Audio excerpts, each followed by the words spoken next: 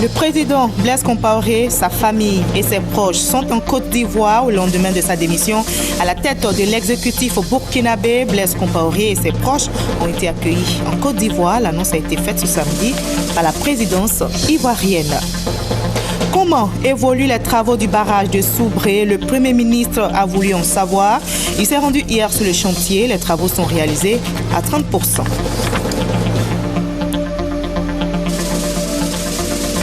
Le super prix Diamant de mécène de la culture a été attribué au président de la République. Plusieurs artistes et personnalités ont été aussi distingués. C'est une cérémonie organisée par la Fondation des artistes de Côte d'Ivoire. Bonsoir à tous, bienvenue dans le 20h sur RTI 1. À suivre également dans cette édition la page culture. Notre invité est Gilles Touré, styliste, modéliste ivoirien. Il célèbre le 8 novembre prochain ses 20 ans de carrière dans la mode. Du beau, du glamour, voilà ce que promet le créateur à son public. Féerie, 20 ans de mode, nous en parlerons dans une trentaine de minutes avec notre invité. Bonsoir Gilles Touré. Bonsoir Marie-Laure. Alors nous allons échanger dans quelques minutes. D'accord. Et avant la page culture, parlons politique. Le président Blaise Compaoré, sa famille et ses proches sont en Côte d'Ivoire. Au lendemain de sa démission à la tête de l'exécutif burkinabé, Blaise Compaoré et ses proches ont été accueillis en Côte d'Ivoire. L'annonce a été faite ce samedi même par la présidence ivoirienne. Nous écoutons le ministre Marcel Amontano, directeur de cabinet du président de la République. Communiqué de la présidence de la République. Le président de la République et le gouvernement suivent avec une attention particulière l'évolution récente de la situation politique au Burkina Faso, pays frère avec lequel la Côte d'Ivoire partage une frontière commune et des liens séculaires de fraternité et de solidarité. Le président de la République présente ses condoléances les plus attristées aux familles des victimes et souhaite un prompt rétablissement à tous les blessés. Le président de la République informe le peuple ivoirien, les populations vivant en Côte d'Ivoire ainsi que la communauté internationale que le président Blaise Compaoré, sa famille et ses proches ont été accueillis en Côte d'Ivoire. Très préoccupé par la crise que traverse le Burkina Faso, le président de la République forme le vœu que ce pays frère renoue dans les meilleurs délais avec la paix et la stabilité. Fait à Abidjan le 1er novembre 2014 pour le président de la République, le ministre directeur de cabinet. Et on sait maintenant qui dirige la transition au Burkina Faso après la démission de Blaise Compaoré. Le lieutenant-colonel Zida, commandant adjoint du régiment de sécurité présidentielle, a été désigné à l'unanimité par l'armée ce samedi pour prendre la tête de la transition. Le général Honoré Traoré, qui briguait aussi le pouvoir, s'est aligné sur cette décision. Mais l'opposition et la société civile au Burkina Faso veulent une transition démocratique et civile. Même son de cloche du côté de l'Union africaine. La présidente de la commission appelle le pays à privilégier une transition civile et non militaire. Dans l'actualité également, la célébration de la fête de Toussaint. Elle est célébrée chaque 1er novembre dans plusieurs pays comme la Côte d'Ivoire. Et c'est une fête dédiée à l'ensemble des saints reconnus par l'Église catholique romaine. Ce matin, donc, des messes ont été dites dans les paroisses. Notre reporter Patricia Omoeti a été à l'église Saint-Jacques des Deux Plateaux à Cocody. L'Église célèbre la Toussaint ce 1er novembre. Le texte des Béatitudes, l'évangile lu au cours de la messe, nous dit que la sainteté est l'accueil de l'amour des dieux à travers sa parole. Aujourd'hui, nous fêtons les saints. Dieu nous invite à la vocation universelle de la sainteté. Et dans notre pays où aujourd'hui on nous sert comme plat de résistance la question de la réconciliation, cette fête-là vient encore pour nous stimuler, pour nous inviter à cette réconciliation.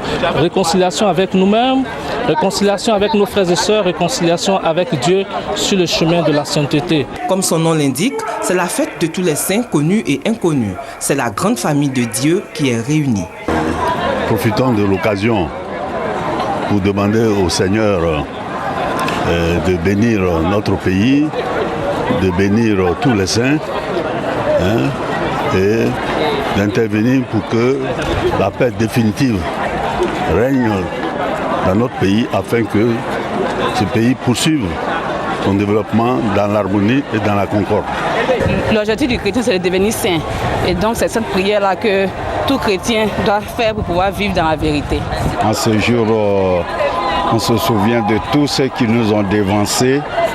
Et chaque jour, nous prions pour que le Seigneur leur accorde sa maison. La Toussaint est une fête catholique célébrée le 1er novembre, au cours de laquelle l'Église catholique honore tous les saints connus et inconnus.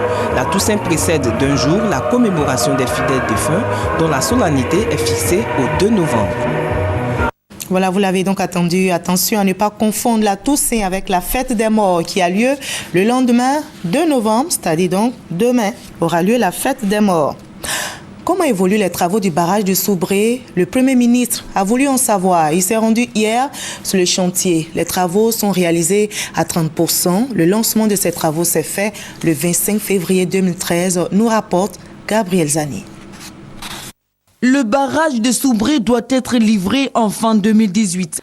Mais déjà, 21 mois après le lancement des travaux en février 2013, l'ouvrage est réalisé à 30%. Un très bon avancement des travaux selon Daniel Kablandenkon, le Premier ministre qui était sur les sites du barrage le vendredi 31 octobre. Avec le déroulement des travaux, la date de livraison du barrage pourrait être avancée en 2017 selon le ministre Adama Toungara. Le taux d'avancement est supérieur à ce qui avait été prévu au départ. Nous devons être à peu près à 20%, aujourd'hui nous sommes à 30%. En ce qui concerne les paiements, la Côte d'Ivoire doit payer 140 milliards sur les 331 milliards et nous nous acquittons, de même que Exim Bank, des paiements de façon régulière. Le Premier ministre a félicité le ministre du Pétrole et de l'Énergie, les responsables de Côte d'Ivoire Énergie et les partenaires techniques du projet pour cette performance. Le projet d'aménagement hydroélectrique de Soubré comprend la construction des barrages hydroélectriques de 275 MW et la réalisation des réseaux d'évacuation de l'énergie associés. L'objectif d'ici 2020 étant que tous les villages dont la population est supérieure à 500 habitants soient électrifiés. Le projet comprend deux parties, la construction du barrage, des cités des exploitants et les mesures d'accomplissement environnemental et social. Le tout estimé à 331 milliards de francs CFA est financé en partie par l'État ivoirien, le gouvernement chinois et Exim Bank Chine. Le barrage de Soubré va accroître le potentiel hydroélectrique de la Côte d'Ivoire, évalué à 2000 MW, dont seulement 25% sont utilisés à ce jour. La Côte d'Ivoire vient d'être honorée à la 33e édition de la prestigieuse compétition mondiale de stratégie et de gestion d'entreprise pour jeunes managers. Le pays a été classé 5e au niveau mondial grâce à 2 Ivoiriens. C'est une position jamais occupée par un pays africain depuis que cette compétition existe. Le ministre ivoirien chargé du budget salue cette performance. On en parle avec Adam Akoni. Pour la première fois, un pays africain, la Côte d'Ivoire, réussit à bousculer les grands pour se positionner dans le top 5 du prestigieux concours international de management, Global Management Challenge. La compétition a eu lieu à Sochi en Russie, où le drapeau ivoirien a flotté parmi les meilleures équipes. À plus de 10 700 km de Sochi, au bord de la lagune ébriée, l'équipe victorieuse de managers ivoiriens est célébrée au sommet. Vous me permettrez d'insister encore une fois sur le grand intérêt que porte le président de la République, son Excellence M. Alassane Ouattara, aux jeunes et surtout à la question de la formation et l'éducation. Car, comme le dit l'adage, il n'a de richesse que d'homme. Chacun des lauréats, un jeune manager averti, trouve le mot juste pour gérer son émotion. Ça a été une bonne période d'apprentissage pour nous parce que nous avons beaucoup appris en termes de management, en termes de gestion d'entreprise. Et donc aujourd'hui, c'est un moyen pour nous de pouvoir mieux faire face au monde du travail. Les perspectives sont bonnes déjà au niveau de mon entreprise. Je suis de plus en plus en vue, on me fait de plus en plus confiance sur les dossiers, les projets stratégiques. Pour le ministre en charge du budget, l'excellence dans toute activité doit se nourrir du concept RATP. R, c'est le rêve, parce que tout part des rêves. Sans rêve, rien n'est possible. Le A, c'est pour l'audace.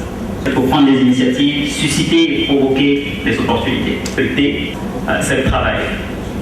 Le travail et encore le travail. Le P, c'est la persévérance. Le Global Management Challenge est à sa 33e édition. La Côte d'Ivoire est à sa 3e participation. Cette compétition consiste à mettre les jeunes managers en situation virtuelle de gestion d'une entreprise dans un environnement concurrentiel. Les éliminatoires nationales de la 4e édition sont ouvertes et le 7 mars 2015, l'équipe championne ivoirienne sera connue, avant de se rendre à Prague, en République tchèque, pour la 34e édition mondiale. Ancien diplômé de l'École des hautes études commerciales de Paris, ils viennent de tenir la première édition du projet My African Startup. C'est un projet qui vise à encourager les jeunes entrepreneurs africains à leur offrir des opportunités d'investissement. Explication avec Guy-Roger Nguessan et Adama Kone. Ils viennent de divers horizons, mais ont tous la même passion, celle de l'entrepreneuriat. Ces jeunes pousses du monde des affaires ou start-up souhaitent changer les habitudes des populations avec leurs innovations. On a une offre, un produit assez innovant qui s'appelle Sosaspot Wi-Fi. L'idée, c'est de proposer de l'Internet gratuit aux Abidjanais, aux Ivoiriens et même pourquoi pas aux Africains. Des solutions innovantes, mais comportant une part importante de risques, d'où le problème de financement pour ces jeunes entrepreneurs. Avec la plateforme My African Startup, les anciens diplômés des hautes études commerciales de Paris entendent donner aux jeunes Africains de la visibilité médiatique, l'encadrement nécessaire et leur faciliter l'accès aux potentiels investisseurs. L'idée pour nous, en fait, c'est d'encourager l'entrepreneuriat en Afrique. Et nous rêvons d'une Afrique d'entrepreneurs, une Afrique qui se prend en charge, une Afrique où l'auto-emploi est une réalité, et une Afrique où les gens n'attendent pas forcément d'aller à la fonction publique ou d'avoir un poste dans une entreprise privée pour gagner leur vie. C'est un soutien total pour ce genre d'initiative puisque, comme je le dis, on doit favoriser la création d'entreprises. On ne peut pas tout reposer sur l'investissement public. Seul le privé est le véritable moteur de développement. Au cours de cette première édition de My African Startup, 2 projets novateurs ont été encouragés par le jury.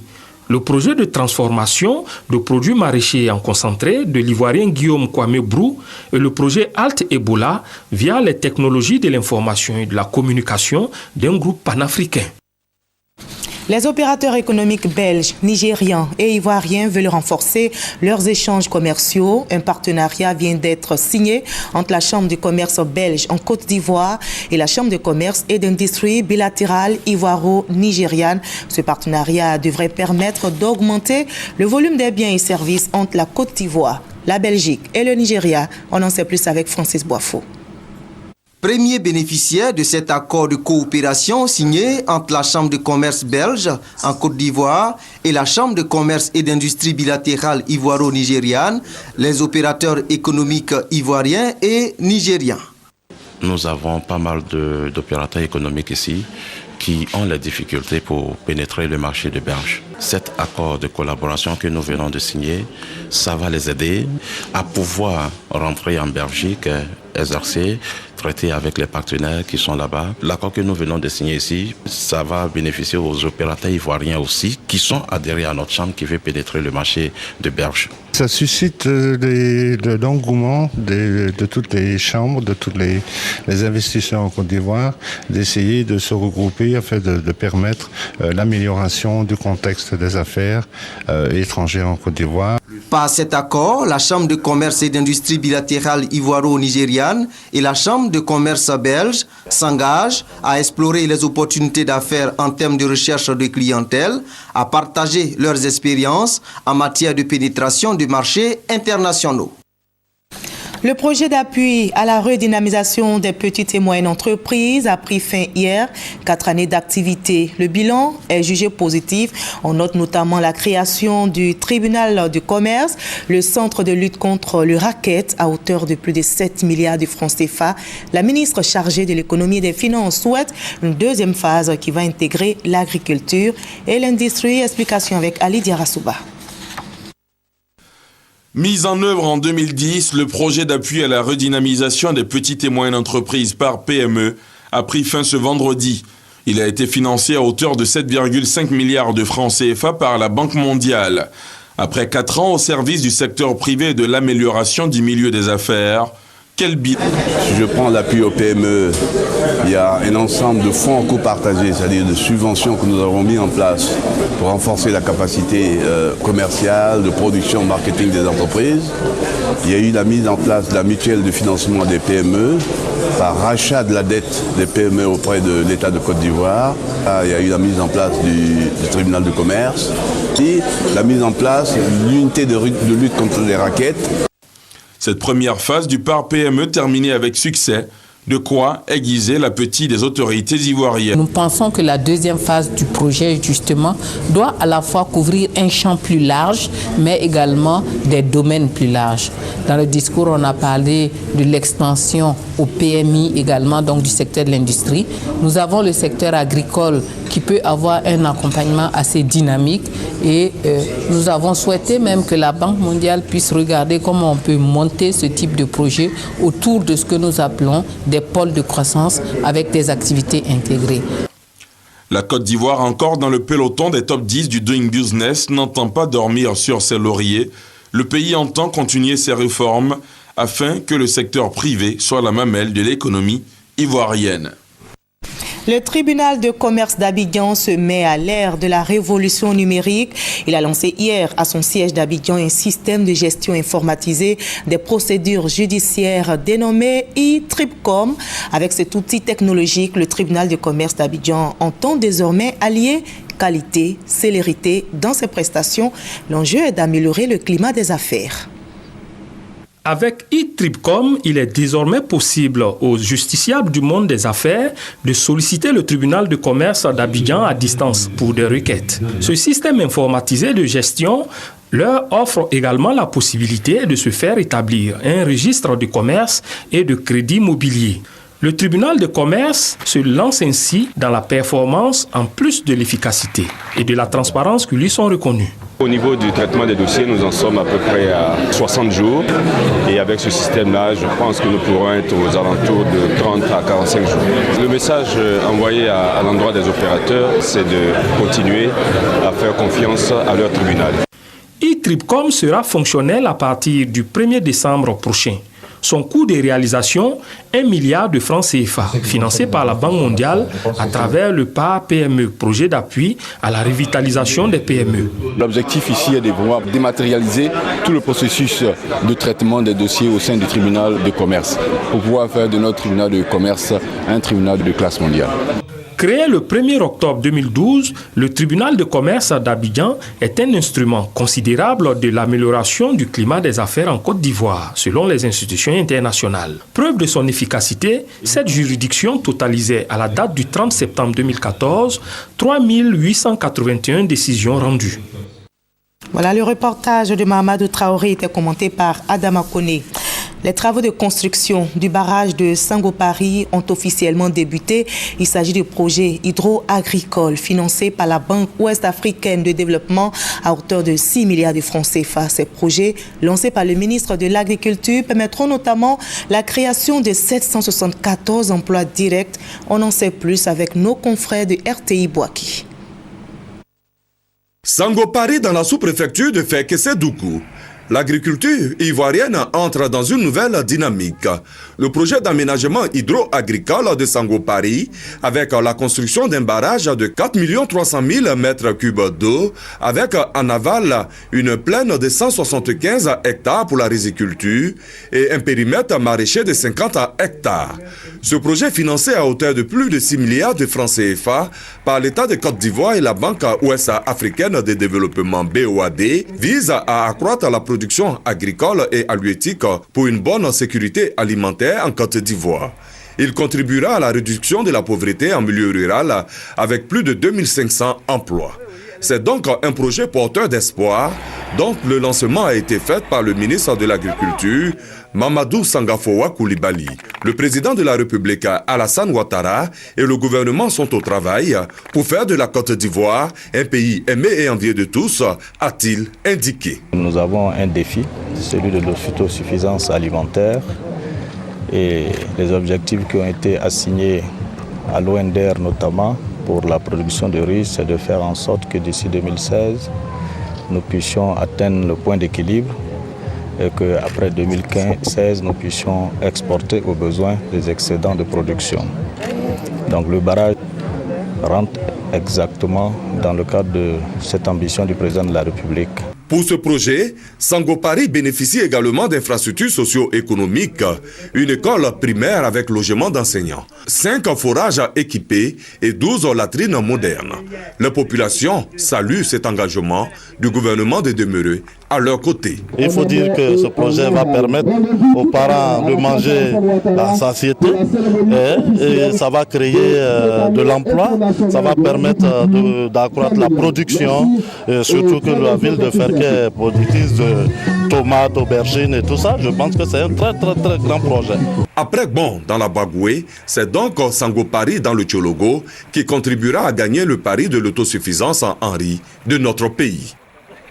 Et nous prenons à présent la direction de Yamoussoukro où les assistants et comptables ont suivi une formation. C'est un séminaire de renforcement des capacités en vue d'améliorer la qualité de leur travail. Les assistants administratifs et comptables ont été formés notamment sur la procédure d'exécution du projet et la gestion du matériel et de la commande publique. Explication avec nos confrères de RTI Boaké. Le ministère de l'Éducation nationale et de l'enseignement technique se veut plus efficace dans sa gestion budgétaire et logistique. Les personnes en charge de cette gestion sont les assistants administratifs et comptables du dit ministère. Au CAFOP de Yamoussoukro, un séminaire a été initié à leur profit sur le thème « Gestion financière et matérielle des structures du ministère de l'Éducation nationale et de l'enseignement technique ». 36 assistants administratifs et comptables venus de tout le pays ont pris part à cette formation. Pour la direction des affaires financières du ministère, cette formation vise à doter les participants d'outils indispensables à l'amélioration de la qualité de leur travail. Nous attendons beaucoup de soutien en ce sens que nos collaborateurs qui sont en région, que sont les 2 AC, vont s'approprier certains outils de gestion financière, de gestion budgétaire, de gestion matérielle et de gestion des infrastructures, de gestion des kits scolaires. Et c'est à ce prix-là que nous verrons l'impact de cela sur le système éducatif. Les participants saluent cette initiative de leur ministère de tutelle. Ce séminaire est bienvenu parce qu'il nous permettra de faire une gestion plus efficiente, n'est-ce pas, des ressources qui sont mises à la disposition des structures. Sortant de ce séminaire, initier des actions dans les structures, c'est cela qui va nous permettre de voir effectivement est-ce que le message que nous avons reçu au travers de notre tutelle, est-ce que ce message a été bien réceptionné. Au cours de la cérémonie d'ouverture, les différents intervenants, notamment le représentant du ministre de l'Éducation nationale et de l'enseignement technique, ont encouragé les participants à s'approprier cette formation en vue d'un système éducatif fort et crédible. Le CEPPS, appelé encore Consortium pour le renforcement des élections et le processus politique, est un projet qui vise à renforcer la crédibilité du processus électoral en vue des élections apaisées. Le CEPPS vient d'être lancé et l'ambassade des États-Unis d'Amérique en Côte d'Ivoire approuve ce projet, nous disent Ahmed Traoré et Léon Bro. Le CEPPS, le consortium pour le renforcement des élections et du processus politique, est un projet qui fournit une assistance technique et un soutien aux populations et gouvernements.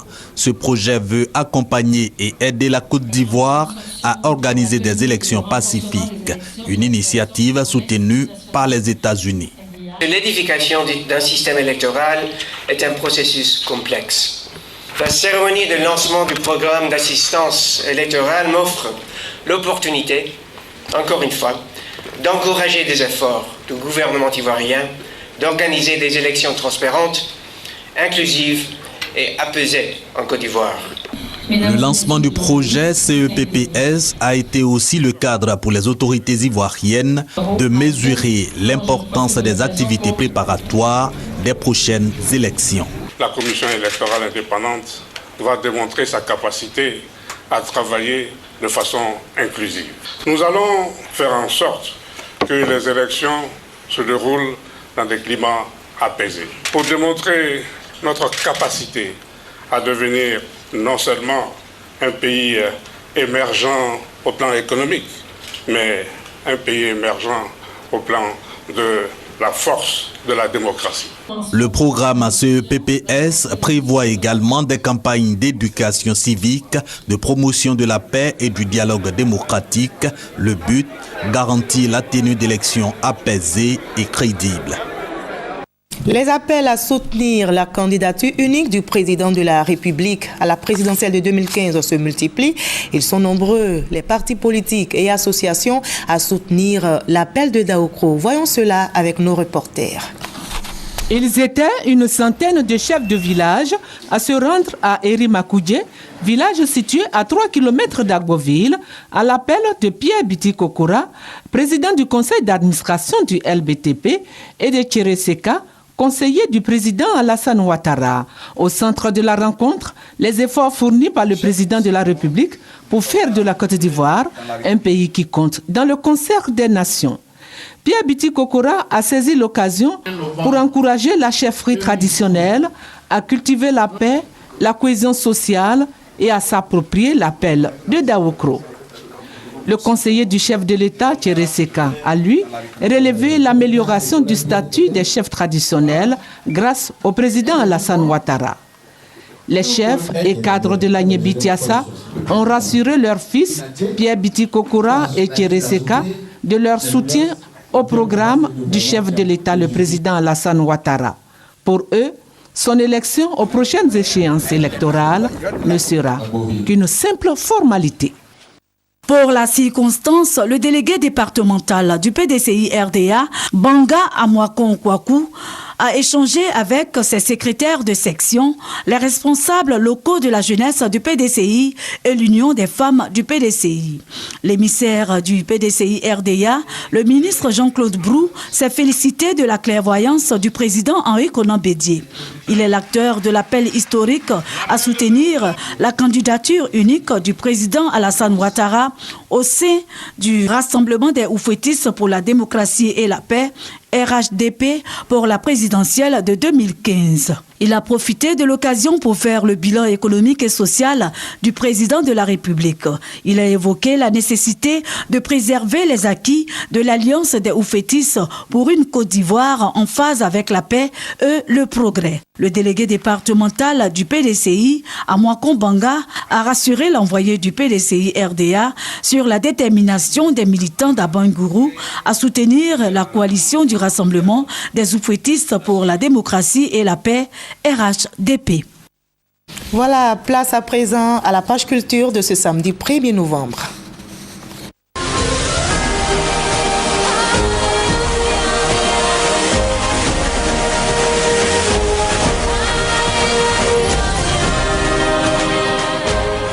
Commençons par le super prix Diamant de mécène de la culture qui vient d'être attribué au président de la République. Plusieurs artistes et personnalités ont été aussi distingués. C'est une cérémonie organisée par la Fondation des artistes de Côte d'Ivoire. Explication avec Serge Coléa. Une distinction à la dimension du récipiendaire. Le super prix Diamant du mécène de la culture, décerné au président de la République, Alassane Ouattara, par la Fondation des artistes de Côte d'Ivoire, consacre les efforts du président de la République pour le bien-être des acteurs du secteur des arts et de la culture.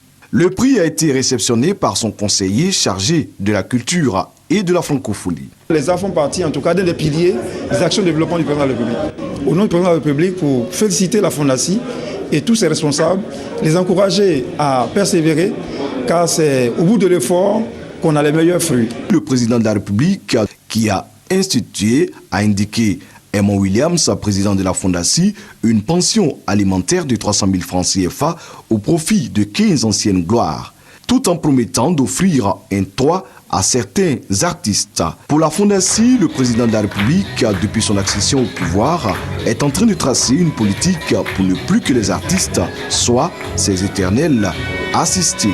Cela signifie que tout ce que les artistes font, ça lui tient à cœur et que leur vie aujourd'hui constitue l'une aussi de ses priorités. Je voudrais remercier sincèrement son Excellence le président de la République. À la suite du président de la République, une vingtaine de personnalités, des leaders d'opinion ou de simples anonymes qui investissent sans compter pour les artistes ont été primés. Ils ont reçu soit le prix mécène d'or ou le prix mécène d'argent. Edmond William a annoncé pour bientôt la remise du Grand Prix d'honneur au président Henri Konan Bédié à Daoukro. Il a souligné que Henri Konan Bédié est un soutien pour les artistes de Côte d'Ivoire, notamment des icônes telles que Baïs Pinto et Ernesto Djedji. C'est la fête de la Bissa à Grand-Bassam et chaque année à l'occasion de cette fête, un fils de Nzima est honoré pour ses valeurs et son brillant travail. Et cette année justement, le choix est porté sur le Premier ministre Daniel Kablan-Duncan. Le chef du gouvernement a été fait chef de Nzima, le témoignage d'Edouard Delazer. Le Premier ministre Daniel Kablan-Duncan appelait désormais Sa Majesté Kablan Ier. Il a été fait chef de la tribu des Nzima Kotoko, une distinction pour son courage et sa détermination dans l'exercice de sa fonction à la tête du gouvernement ivoirien et son implication dans les projets de développement de Grand-Bassam, tels que la réalisation de l'autoroute Abidjan-Grand-Bassam. Le Premier ministre Daniel Kablan-Duncan incarne pour le développement une personnalité de haut rang. Et le peuple Nzima reconnaissant, mais à travers tout le peuple de Côte d'Ivoire, voit le travail immense qu'il abat chaque jour. Il est un des nôtres et il fait notre fierté.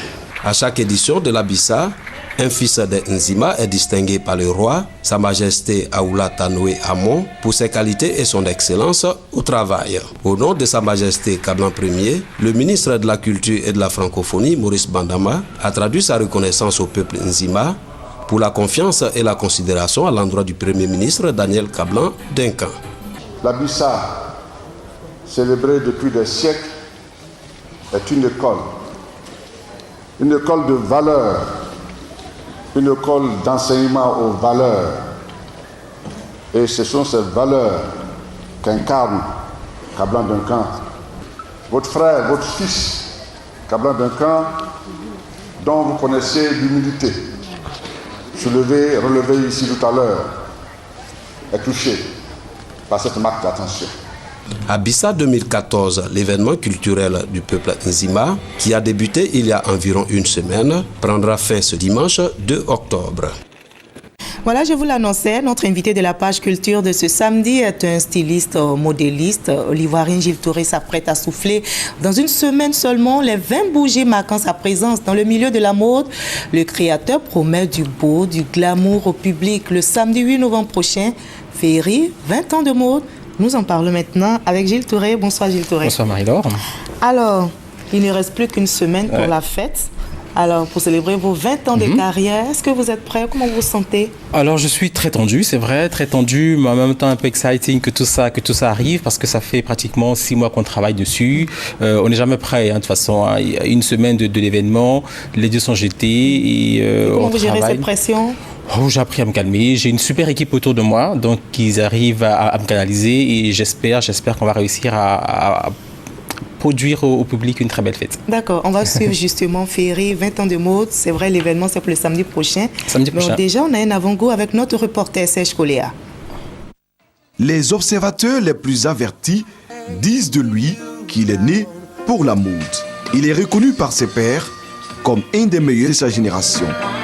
Très jeune, il se distingue et se fait remarquer par les plus grands noms du stylisme. Après avoir fait ses armes à Paris, Gilles revient en Côte d'Ivoire où sa carrière va définitivement prendre son envol en 1997 à Yamoussoukro lors de la présentation de sa première collection Turbulence.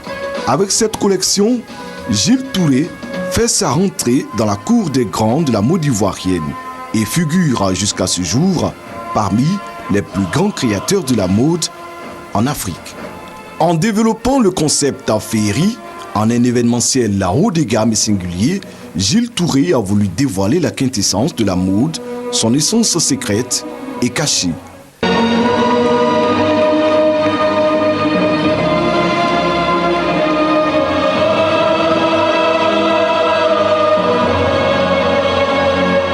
Féerie, qui célèbre cette année ses 20 ans après 3 éditions, marque la noblesse du vêtement, mais aussi l'élégance et la beauté du corps. Féerie est devenu plus qu'un défilé de mode. C'est un spectacle. Voilà Gilles, c'est la troisième édition. Voilà. Hein. Troisième édition, voilà, c'est ça. Alors, déjà, on a une idée, hein, mais vous êtes là. Vous allez nous dire ce qu'il va faire. Enfin, vous parlez du beau, du glamour. Mais expliquez-nous un peu, on veut vivre alors, un ça peu va cela. être, j'espère que ça va être comme les images qu'on a vues qui représentaient justement la deuxième édition de Féerie. Donc ça sera quelque chose de très, on va essayer de faire quelque chose de très spectaculaire. C'est une célébration, donc plus qu'un défilé de mode classique, ça sera une fête avec 50 mannequins, autour de 150 modèles, des artistes qui vont venir nous accompagner, des chorégraphies et des surprises en surprise. C'est-à-dire qu'on va aller de 19h où on ouvre les palais du Congrès Hôtel d'Ivoire jusqu'à 21h30 où la soirée sera terminée. Je souhaiterais vraiment que le public qui soit là partent de surprise en surprise. Voilà. D'accord, alors la différence avec la dernière édition, les 10 ans que vous avez fêté. On va essayer de faire mieux. Qu'est-ce qui va faire la différence? Voilà, on va essayer de faire mieux. Il y aura plus de tenues, il y aura 150 tenues. 150 tenues, voilà, autour de 10 tableaux. Donc ça va vite parce que c'est des tableaux de 5, de 10, de 15. Et super chorégraphie autour d'actrices, de chanteuses, de mannequins ivoiriens ou de mannequins qui viennent aussi de l'extérieur. Il y en a qui viennent de l'extérieur. Il y en a qui viennent de l'extérieur. Il y a des mannequins qui viennent de l'extérieur. Il y a des créateurs également qui viennent nous soutenir. Ils ne vont pas défiler, mais ils viennent nous soutenir parce qu'ils estiment qu'ils veulent partager en fait cette célébration avec nous. Donc ils sont attendus. Alors quand on entend féerie, expliquez-nous, féerie. Féerie, c'est le beau, c'est le féerique tout simplement. Justement, vous allez faire un mélange, vous allez sur scène. Sur scène, ça sera la féminité extrême, ce sera la magie. Voilà. On va essayer comme ça, d'un coup de baguette magique, transformer toutes les femmes qui seront sur le podium ce soir-là. Et on sait que de plus en plus, Gilles Touré fait des tenues pour les hommes. Qu'est-ce qui a provoqué cela? Parce que je sais aussi qu'il y aura des tenues masculines. Oui, féerie, c'est pas que les femmes, féerie, c'est aussi les hommes, parce que c'est vrai qu'à un moment, ils se sentaient négligés un peu. Alors, mais Gilles, d'accord, c'est bien, tu fais de très belles choses pour les femmes et nous, les hommes. Donc, on a lancé la Gilles Short, qui était une ligne de chemiserie pour hommes, qui a pris très, très vite. Et ce samedi-là, 8 novembre, au Palais des Congrès d'Hôtel d'Ivoire, il y aura aussi une ligne de hommes. Les hommes aussi seront féeriques. Et vous avez dit, pour donner l'exemple, vous avez suivi un régime alimentaire pour porter ce qui est près du corps. On va voir cela aussi, ces jours-là. Très près du corps, c'est la grande mode en ce moment. C'est la grande mode en ce moment, mais je ne veux pas que les gens se fassent des complexes sur leur forme. Là, on adaptera à chaque morphologie. D'accord. Quand on évoque le nom de Gilles Touré, on pense tout de suite au beau. Ouais. Gilles Touré a connu aussi des moments de galère, vous me permettez l'expression. Oui, bien sûr. C'est clair en quelques mots. Oui, c'est clair qu'en 20 ans, ça n'a pas été que beau. C'est vrai qu'il y a eu des moments de galère, il y a eu des moments où on est passé à côté de certaines choses, il y a eu des moments où on a eu envie d'arrêter parce que c'était difficile, mais en même temps, on est fait pour ça et puis on se dit c'est un challenge, on n'a pas droit à l'erreur, on représente quand même une grosse partie de la jeunesse et les gens nous prennent en exemple, donc on n'a vraiment pas droit à l'erreur. Ça fait partie de la vie, de toute façon. Je veux dire, ces erreurs-là doivent nous servir d'expérience et je pense 2-3 jours après, on a oublié et ça nous sert d'expérience, ça nous permet d'avancer. Qu'est-ce qui vous a marqué négativement, même si vous n'aimez pas le mot? Je retiens pas le négatif. Oui, vous n'aimez pas le négatif, mais les moments difficiles dans cette carrière de styliste, modéliste. Quels ont été les moments difficiles? Les moments les plus difficiles marqué? pour nous, c'est vraiment les moments où on a l'impression qu'on se répète. C'est très difficile. Vous savez, la clientèle est très exigeante. Créer aussi. C'est dur à créer. Pour les femmes, c'est pas facile. C'est pas facile. Elles veulent des choses exclusives, elles veulent de nouvelles choses à chaque fois. Et c'est vrai qu'au bout de 20 ans, il y a eu des moments où on a eu l'impression de se renouveler. Mais en ce moment-là, ce qu'il faut faire, c'est d'arrêter, partir et revenir. 20 ans de carrière, comment vous voyez dans l'avenir? Alors dans l'avenir, on souhaiterait développer cette marque, donc que le vêtement Gilles Touré, que le label Gilles Touré soit un vrai label, qu'on puisse rentrer dans un magasin, s'acheter une ligne de un parfum Gilles Touré, une cravate. C'est votre ambition? C'est mon ambition, voilà. C'est mon ambition. On va peut-être arrêter ou alors faire de moins en moins du B2B comme c'est que la clientèle et puis essayer de passer vraiment à un stade d'industrialisation. Vous n'allez pas laisser Ah non, pas du tout. Non. La mode, c'est la mode, de toute façon. Je veux dire, c'est le luxe, c'est le beau, les bijoux, le parfum, voilà, ça reste la mode. Et surtout que vous rêvez aussi d'avoir une véritable ligne de vêtements à porter. Alors, avec le label et le talent que vous avez, est-ce que pour vous, travailler en Afrique apparaît comme un gâchis? Ah non, vous voulez qu'en tant qu'Africain, de toute façon, c'est notre devoir de travailler. Non, c'est vrai que j'aurais été européen en Europe, peut-être ma carrière aurait pris une ampleur beaucoup plus grande. Mais c'est un plaisir pour nous de travailler. C'est à nous, créateurs africains, de pouvoir justement imposer cette mode africaine-là. Vous savez, aujourd'hui, le pagne, qui est un textile purement africain, est de plus en plus porté à Paris, à New York, à Tokyo, à Loulou. Et nous, créateurs africains, nous sommes fiers de ça. D'accord. Gilles Touré, c'est une question. Oui. Je veux savoir, si vous n'aviez pas été créateur de mode, Alors, quel métier auriez-vous choisi? Alors, je dis comme ça pour rigoler à chaque fois, si je n'avais pas été styliste, j'aurais été maçon. Maçon parce que c'est vrai que c'est difficile avec les femmes et je me dis, en étant maçon, j'aurais peut-être à faire plus aux hommes et ça aurait été moins difficile. Parce que c'est vrai que c'est pas... non, si c'était à recommencer, je referais. C'est un rêve que je suis en train de réaliser aujourd'hui. Dernière question, vous célébrez donc vos 20 ans de carrière. Gilles n'est plus à présenter dans le milieu de la mode. Est-ce que pour vous, tout a été donné pour vous? Ou bien vous avez tout démontré déjà en tant que créateur, plus rien à prouver? Il y a encore beaucoup de choses à faire, je pense. J'espère que ma créativité ne va pas s'arrêter au soir du 8 novembre. Il y a encore beaucoup de choses à faire. Comme j'ai dit, la mode africaine est une mode qui est très expansive de tous les jours. De plus en plus, on se rend compte qu'il y a de jeunes créateurs qui arrivent. C'est-à-dire qu'il y a beaucoup de choses à faire. Moi, j'ai eu la chance d'arriver très tôt, d'être soutenu par des grands frères comme Pathéo, comme Angibel, comme Isaoui, et qui m'ont ouvert les portes. Donc aujourd'hui, nous aussi, après 20 ans, on va ouvrir la porte à cette jeunesse-là, des jeunes créateurs africains, ivoiriens. Et puis, on espère que justement, la mode africaine sera vue autrement. Voilà, autrement. Et parce que ça nourrit son homme. Quand on le fait bien et sans tricher, oui. Merci beaucoup, Gilles Touré, en tout cas, d'avoir répondu à nos questions et nous vous souhaitons tout simplement plein succès. Merci beaucoup, Marie-Laure. Et j'espère que vous serez avec nous ce 8 novembre. Si vous m'invitez, je serai là. Vous serez invité. Merci beaucoup, Gilles Touré. Alors, merci à vous également de nous avoir suivis. Ce journal a été réalisé par Mariette Alangba et Kane Bakari Korobogo. Merci à vous tous de nous avoir suivis. Il a été supervisé par Adama Kone. Voilà, demain 20h, vous avez rendez-vous avec Abiba Dembélé Saoui.